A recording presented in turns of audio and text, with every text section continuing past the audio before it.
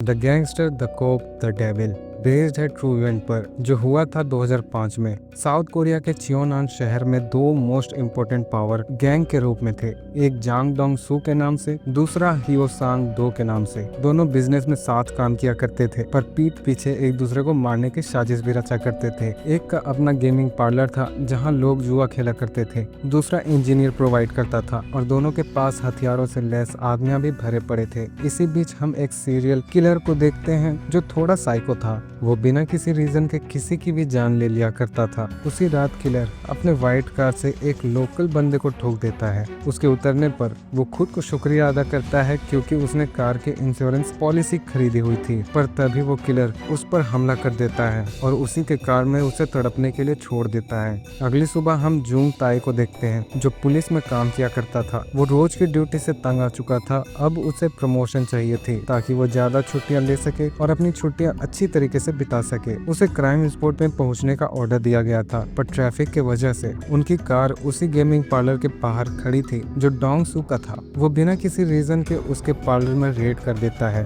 और उसकी खबर डोंग सू को पहुंचाई जाती है जो रोज की तरह अपनी ट्रेनिंग कर रहा था। पर पंचिंग बैग के खोलने पर पता चलता है कि उसके अंदर तो सांग दो जो दूसरा गैंगस्टर था उसका इंजीनियर मौजूद था। उस इंजीनियर ने डोंग सू के साथ बेईमानी की थी जिसका नतीजा उसे भुगतना पड़ रहा था। डोंग सू जूंग ताई के सीनियर को कॉल कर सारी बात बताता है कि हर महीने पैसे भेजवाने के बाद भी पुलिस उसके पार्लर कैसे आ सकती है। मतलब सीनियर पुलिस डोंग सू से मिले हुए थे। सीनियर जूंग को कॉल करके पूछते हैं कि उसे तो क्राइम स्पॉट में भेजा गया था, वो वहाँ क्या कर रहा है। तभी जूंग पार्लर के टिकट कलेक्टर के साथ क्राइम स्पॉट पे पहुंचता है। वहां जाने पर पता चलता है कि कातिल ने मल्टीपल बार हमला किया था उसे तड़पाने के लिए और कार के पीछे देखने पर पता चलता है उसके कार को पीछे से ठोका गया था क्योंकि उन्हें पूरे कार में कोई भी और खरोच नहीं दिख रही थी। उसी दिन डोंग सू सांग दो के यहाँ पहुँचता है क्योंकि अब सांग दो ने अपने इंजीनियर्स के रेट बढ़ा दिए थे क्योंकि डोंग सू ने उसके एक इंजीनियर की हालत खराब कर दी थी। तभी डोंग सू के बॉडीगार्ड को सांग दो की टोन पसंद नहीं आती जिस कारण दोनों के बॉडीगार्ड के बीच आर्ग्यूमेंट हो जाती है। डोंग सू अपने बॉडीगार्ड को एक दबा कर पंच मारते हैं और सांग दो के बॉडीगार्ड के दो दांतों को उखाड़ लिया जाता है और उन दांतों को सांग दो के ड्रिंक पर डाल दिया जाता है और ये मीटिंग यही खत्म हो जाती है।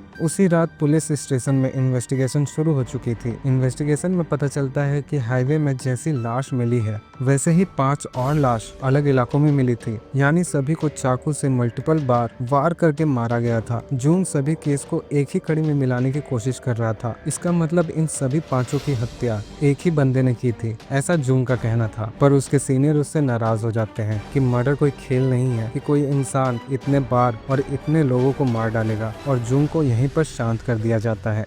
दूसरी तरफ डोंग सू का मूड खराब हो चुका था, वो अकेले घर जाना चाहता था और कुछ देर बाद वही किलर एक बार फिर आता है और इस बार वो डोंग सू के कार को ठोक देता है और वही होता है जो पहले हुआ था। डोंग सू बाहर निकलता है पर उसे कोई कंप्लेन नहीं थी। डोंग सू के पलटने पर ही किलर उस पर हमला कर देता है पर डोंग सू तो फाइटर था, भले ही वो जख्मी हो गया था फिर भी उसने अच्छा सबक सिखाया। डोंग सू ने किलर के चाकू छीन कर उसे भी घायल कर दिया था। किलर समझ गया था कि वो उसे नहीं रोक पाएगा जिस कारण वो अपनी कार में चला जाता है और डोंग सू पर वो अपनी कार चढ़ा देता है। अगले ही सीन में हम देखते हैं कि डोंग सू को इमीडिएट हॉस्पिटल ले जाया जाता है पर डोंग सू के बॉडीगार्ड को लगता है कि ये हरकत सांग दो की हो सकती है, इसलिए वो बिना सोचे समझे उसके गैंग पर हमला कर देता है। उसी रात किलर अपने घाव को खुद ट्रीट कर रहा था। अगली सुबह डोंग सू बताता है कि ये हरकत सांग दो के द्वारा नहीं किया गया था। तभी वहाँ जूंग आ जाता है इन्वेस्टिगेशन के लिए। अब उसे तो प्रमोशन चाहिए था इसलिए वो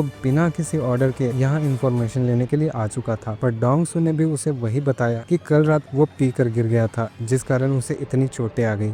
जाते वक्त जूंग की नजर डोंग सू के कार पर पड़ती है जिसके पीछे भी सेम ठोकर के निशान थे। हो ना हो सभी किल्स की कड़ी जुड़ रही थी। अब डोंग सू को पता चल चुका था कि अब पुलिस भी इस केस में इन्वॉल्व होने वाली है, इसलिए वो पुलिस से पहले किलर को पकड़ने की बात करते हैं। और डोंग सू को पता था कि किलर किस कार में भागा था क्योंकि उसने कार कार के नंबर को नोट कर लिया था और वो इन्फॉर्मेशन अपने बॉडीगार्ड को भी देता है। उसी शाम सांग दो डोंग सू से मिलने आता है, पर असल में उसे मुआवजा चाहिए था क्योंकि डोंग सू के आदमियों ने उसके आदमियों को गलत तरीके से पीट दिया था। उसी रात जूंग अपने सीनियर को समझाता है कि ये सभी केस का किलर एक ही है और अगर उसे मौका मिले तो वो उसे ढूंढ निकालेगा। बदले में उसे बस अपने सीनियर की साथ की जरूरत थी, जिसके बारे में उसके सीनियर सोचने वाले थे। अगले सीन में हम एक पेट्रोल पंप में देखते हैं जहां एक आदमी अपने ट्रक में पेट्रोल डलवा रहा था। तभी वहां एक बार फिर वो किलर आ जाता है। वो आदमी अपने बेटे का बर्थडे सेलिब्रेट करने जा रहा था, पर उसके फैमिली को क्या पता था कि उसके पिता कभी नहीं आने वाले थे। किलर की कार खराब हो चुकी थी,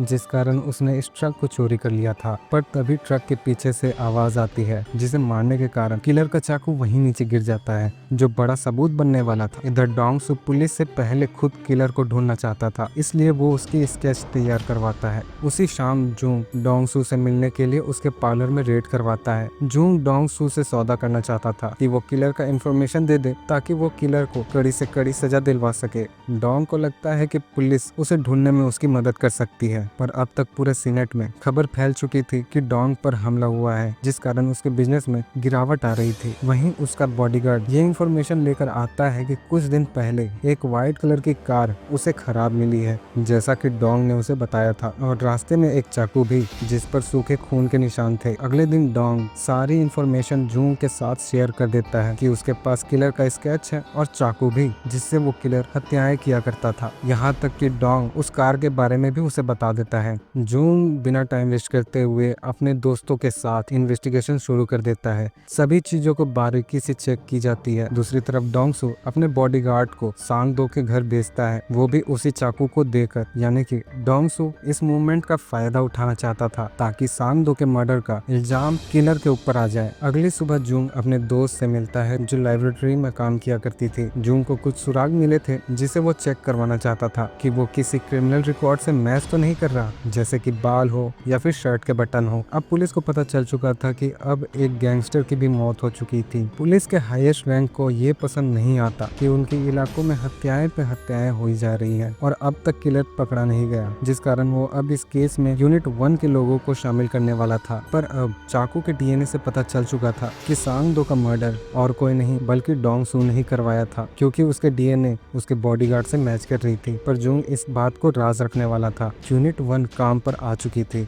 और वहीं होटल में किलर खाना खा रहा था और तभी न्यूज आ रही थी कि किलर ने अब एक और हत्या कर दी और इस बार किसी गैंगस्टर सांग दो की हत्या हुई है। पर हैरान होकर किलर कहता है कि ये उसने नहीं किया, पर उसकी आवाज एक बच्चे ने सुन ली थी। अब आपको भी पता है कि इसके साथ क्या होने वाला था। उसी शाम सांग दो का फ्यूनरल मनाया जा रहा था। वहाँ डोंग सू भी आया हुआ था। खाने के दौरान पता चलता है कि किलर भी वहीं मौजूद था। किलर सांग दो के बॉडीगार्ड को एक लेटर देता है जिस पर लिखा था कि सांग दो की मौत उसके खंजर से डोंग सू ने करवाया है। उसी रात डोंग सू और जूंग उस कार की तलाशी ले रहे थे जहाँ एक फिंगरप्रिंट मिल चुकी थी। तभी वहाँ सांग दो के आदमी डोंग सू पर हमला कर देते हैं और मजबूरन जूंग को भी उनसे लड़ना पड़ता है और लड़ाई काफी भयानक होती है और लड़ाई के दौरान सांग दो के बॉडीगार्ड की भी हत्या हो जाती है। अगली सुबह किलर उस बच्चे की माँ को धमकी देकर पैसे मांगता है, जिसकी इंफॉर्मेशन जूंग और टीम को थी। उसकी माँ वहाँ पहुँच चुकी थी जहाँ उसे पैसे लेकर आना था, पर वेट्रेस को पैसे देने के ऑर्डर्स थे, मतलब किलर वहाँ मौजूद नहीं था। जूंग वहीं के घर के छत पर खड़ा था। तभी उसकी नजर एक काले टोपी वाले लड़के पर पड़ती है जो दूसरे छत से इन सभी चीजों पर नजर रख रहा था। अब और क्या था, पूरी टीम उसे पकड़ने के लिए लग जाती है और ऐसा लग रहा था कि किलर उस टाउन का सारा चप्पा चप्पा जानता था और उसने पुलिस को भी गुमराह कर दिया था। किलर तो भाग निकला था, पर तभी जूंग की दोस्त बताती है कि उसके फिंगरप्रिंट मैच कर चुके हैं। वो मुजरिम एक गुमशुदा था जो चियोनान के छोटे से टाउन में रहा करता था, पर उसके सामान वहीं मौजूद थे। उसके सामान को देखकर पता चलता है कि वो किसी क्रीपी तरीके का इंसान था जो मर्डर स्टोरीज पढ़ा करता था और डार्क नाइट्स भी। और तभी उसके कॉलेज के फोटोज मिल जाते हैं जो स्केच से पूरी तरीके से मैच कर रहे थे। वो तुरंत डोंग सू को कॉल कर सारी बात बताता है और एक मीटिंग रखी जाती है और सारी इन्फॉर्मेशन, जैसे वो कहाँ पढ़ता है, कहाँ जा सकता है, कौन सी दवाई लिया करता है और उसकी जरूरतें क्या है, मतलब सभी जानकारियों को इकट्ठा की जाती है। और अब गैंगस्टर और पुलिस मिलकर उसे ढूंढने वाले थे।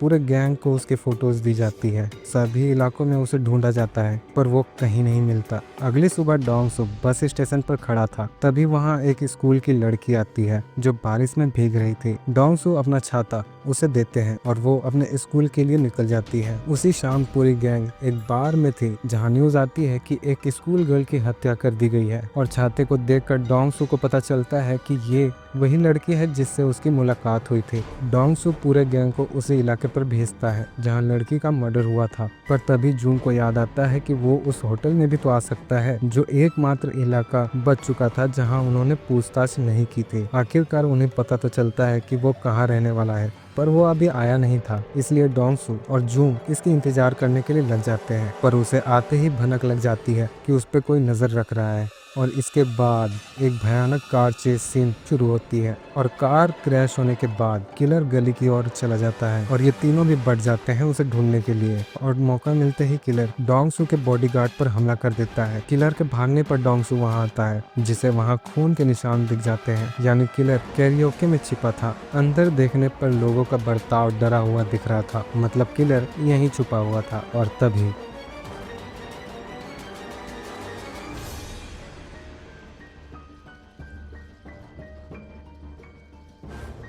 डोंग सू उसे अपने साथ ले जाता है और जून को कॉल कर बताता है कि वो किलर को अपने साथ ले जा रहा है, पर जून को पता था कि वो उसे कहाँ ले जा सकता है। डोंग सू जैसे ही उसे मारने वाला था तभी वहां जूंग आ जाता है और किलर को अपने हिरासत में ले लेता है। पर पुलिस के पास कोई भी सटीक सबूत नहीं थी किलर को किलर साबित करने का, क्योंकि जो भी सबूत मिले थे अधिकतर वो मरने वाले के ही थे, यानी वो बाल हो या फिर वो शर्ट के बटन्स हो, कुछ भी किलर को किलर साबित नहीं कर रहा था। और यही बातें अगली सुबह अदालत में भी होती है। ऐसा लग रहा था कि किलर अब छूटकर भाग जाएगा, पर एक पक्का सबूत अभी भी मौजूद था। तभी वहां एंट्री होती है डोंग सू की, जो अपने शरीर के घाव को दिखाकर बताता है कि आज तक जितने भी मर्डर हुए उसमें से वो एकमात्र जिंदा बचा हुआ है और उन सभी लाशों में भी सेम चाकू के निशान है और यहाँ तक कि किलर के शरीर में भी ये निशान होंगे, क्योंकि डोंग सू ने उसे भी उसी के खंजर से हमला किया था और साबित हो चुका था कि मर्डरिस्ट और कोई नहीं बल्कि यही था। और डोंग सू खुद को भी सरेंडर कर देता है और उसे भी उसी सेल में रखा जाता है जहाँ किलर भी मौजूद था। और इस स्माइल से पता चल रहा था कि उस किलर के साथ क्या होने वाला था। और आखिर में जून को भी प्रमोशन मिल जाती है और ये मूवी यहीं पर खत्म हो जाती है।